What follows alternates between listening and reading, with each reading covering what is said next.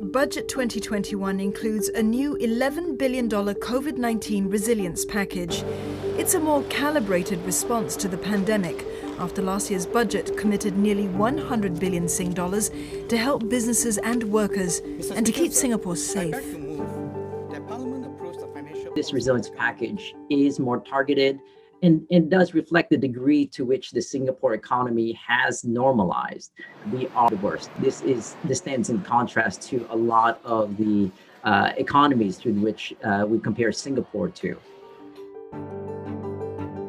Of the $11 billion from the COVID-19 resilience package, $5 billion will be set aside to support workers and businesses. The money will be dished out via an extension of the Job Support Scheme, or JSS, for firms in Tier 1 and Tier 2 industries. The extended JSS for the travel industry is very much welcome and appreciated by the sector. It also shows that the government is well aware of the challenges this industry is facing during this period of time. So with that extension, it will also allow the travel sectors and the travel business agency to have more time to evaluate where they are today, how they're going to continue to evolve, where do they see themselves be more ready when the market hopefully recovers soon, and what they are going to do. Last year, the government gave out $320 million worth of Singapore Rediscover vouchers to help the tourism sector.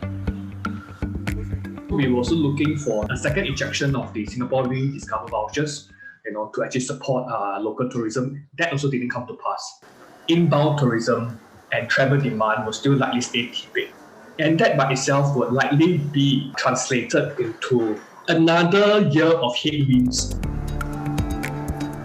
Recognizing that the recovery in global air travel will take some time, an additional 870 million Singapore dollars will be used to provide targeted support to maintain capabilities in the aviation sector. Funds from a separate $24 billion package to help firms and workers innovate and reskill will also be invested to restore Changi Airport's connectivity and invest in on-arrival testing and biosafety systems. The slew of support measures underscores the importance the government places on aviation. The aviation sector is really key to maintaining its status as a hub in general, not just a tourism and aviation hub, but also as a business hub, as a financial hub.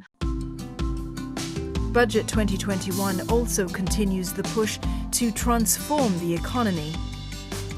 The transformation drive started 5 years ago when Singapore launched a 4.5 billion Sing dollar industry transformation package in Budget 2016.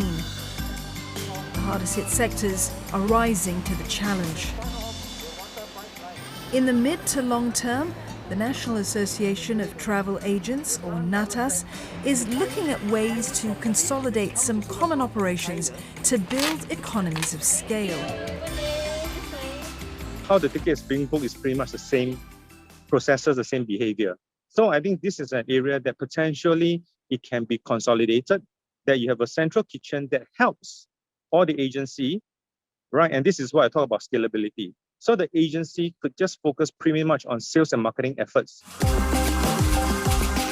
Nightlife operators like Zouk, which have been recategorized into Tier 3 and hence will not be getting any more wage support after March, are also not letting up on transformation efforts.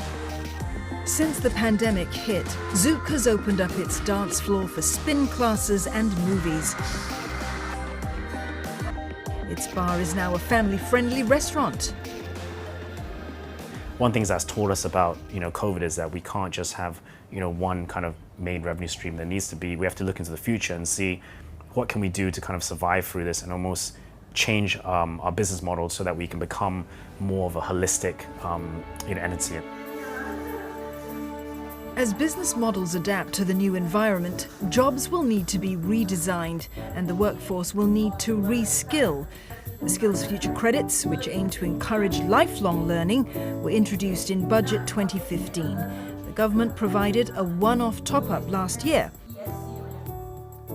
We were looking for some policies to supplement and support skills training, especially in this current downturn, like the skills futures credits and stuff like that, which that did not come to pass.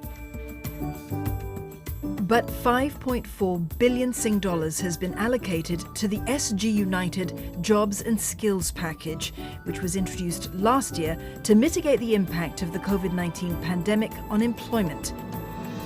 The bulk of the funds will go towards extending the Jobs Growth Incentive, or JGI, for 7 months.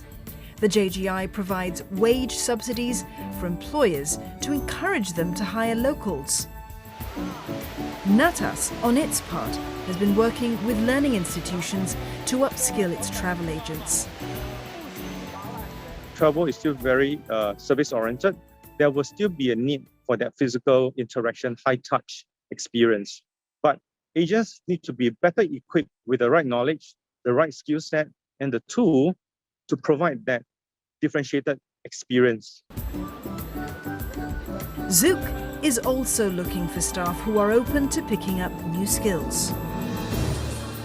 You have to adapt. For example, waiter, waitresses, right? We wanted to be able to see if you can help with the cashiering. You want to see if you can basically be a bartender as well. Maybe you can, so we wanted people to be multi-skilled.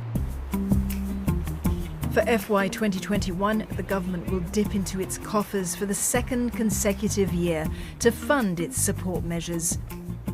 Of the $52 billion from past reserves last year, it only utilised $42.7 billion.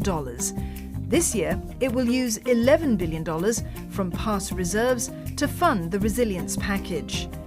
This means the total expected drawdown on past reserves will be $53.7 billion. We can safely say that some of the policies that Budget 2021 has offered may actually be tweaked in the future if there is a need to.